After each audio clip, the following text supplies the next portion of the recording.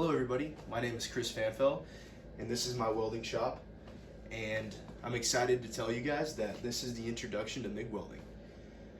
So today we're going to go over the basics of proper protection gear, what welding actually is, because many people I'm sure are not familiar with the process, and just overall general safety tips in the shop, different tools that we use, and other welding related things. So let's get into it. So as we can see, I've laid out 4 different test plates here, and on each plate are just different types of welds, and I will get you guys closer eventually and you'll be able to see different types of welds after we finish talking about everything else. So what really is welding? So welding is the process of joining 2 pieces of metal together. And it's a very unique process as it uses high voltage and this machine here. So what it does is, like I said, joining 2 pieces of metal together. So it does this by melting the base metal and adding a filler material, which creates the actual weld itself. And this machine specifically, it is called a MIG welder, and it is a very, very simple machine to use. It uses, so the basic parts of it, we have our actual torch, and this is what you actually weld with. So this is in your hand. We have our actual machine here. It has dials here that adjust the different heat settings. And over on the side is where we actually have our filler material. And this will, as I click the trigger, this will feed through and comes out the end of this little torch. And that is what's actually going to weld the material. Over on this side, we have our ground clamp. And this is our negatively charged electrode. So like I mentioned, welding uses electricity from an outlet, and it flows through the machine, and it flows through our ground clamp into the material, and as we have our torch, we're able to weld. And as you're doing this, obviously you're using your proper protective gear. And as we're doing this, you're actually going to be able to see in the videos that I show you what welding actually looks like from a first-hand perspective. So before we get to that point, I think I would like to show you guys the proper tools we use and protective gear. So starting off with clothing. Clothing is a very important part of welding. The lack of proper clothing results in possibly getting burned, physically burned by fire, sparks, or actually getting sunburned. So the light that comes off from welding is in the form of ultraviolet light, and it's similar to what we see and get exposed to every day with the sun. So using proper protective gear like a welding jacket, which is made of non-synthetic material, will allow you to prevent yourself from burns and arc exposure. And it's very important to use, like I mentioned, a non-synthetic material, because it will prevent you from catching on fire from sparks that fly off as you're welding, and it's very durable.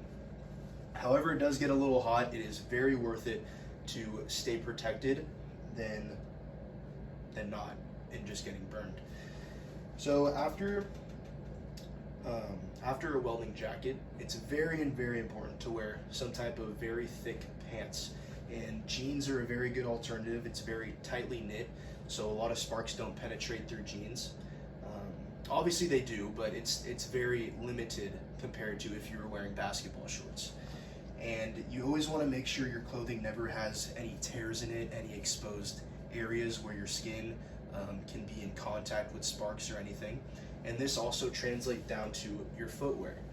So it's very important to wear hard shoes, preferably boots. You can wear rubber boots, anything that's going to protect your feet. You never want to have tennis shoes where there's a lot of areas in tennis shoes, there's little pockets that sparks can fly into, and sparks will always find the opening. So you want to make sure you are completely covered and safe. So when it comes to staying protected as well, you always want to wear a nice set of welding gloves.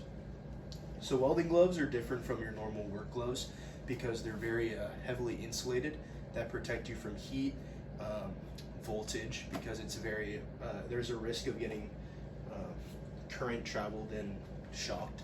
So it's important to have a good set of gloves, and this will prevent all of that. And they're also very comfortable. They come in different styles. Everybody has their own preference, but for me, a $10 pair from the hardware store will do just great. Next on, we have our safety glasses. The safety glasses are probably one of the most important pieces of equipment in any shop setting. These protect your eyes, obviously, and you know why that's important? Because you only got 2 of them. Every shop teacher I've ever had, as soon as you walk into the shop, you gotta act like something is trying to fly through the air and hit you in the eye. You always want to stay protected, so anytime that you enter a shop, you always put on your safety glasses. So obviously for this setting, this is instructional, so I'm not doing anything. There's no work going on, so I should be wearing them, but you get it. So always you want to have your safety glasses. It's like I said, it's very important, and you will regret the day that you don't wear them and something happens. So along with things related to safety glasses, we have our welding helmet. So a welding helmet is very important in the process because this also protects you from ultraviolet light that happens in the welding process. As you can see, I can get a little closer.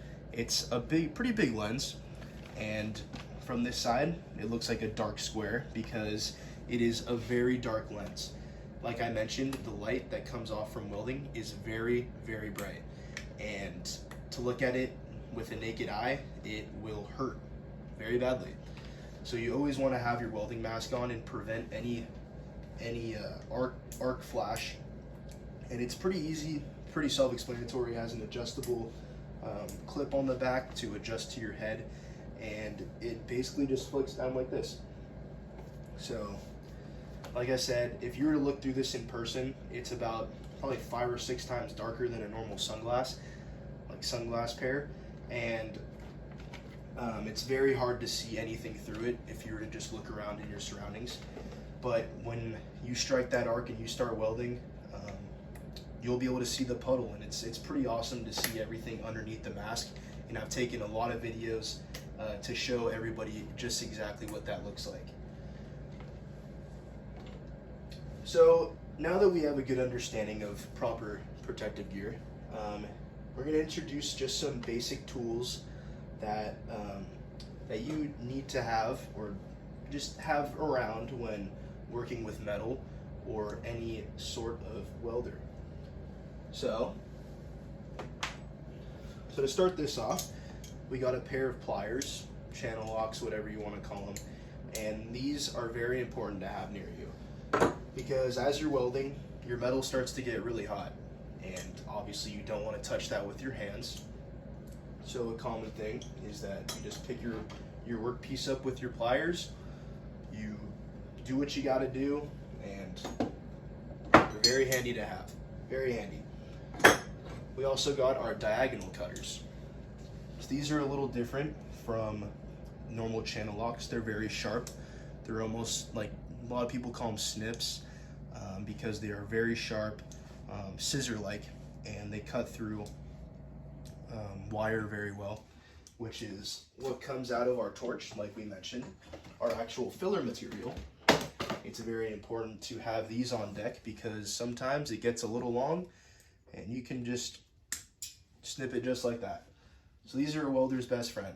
Always have them in your pocket, on your work table, or wherever, because they are very useful to have, and they will get you out of a situation where you need to trim the wire.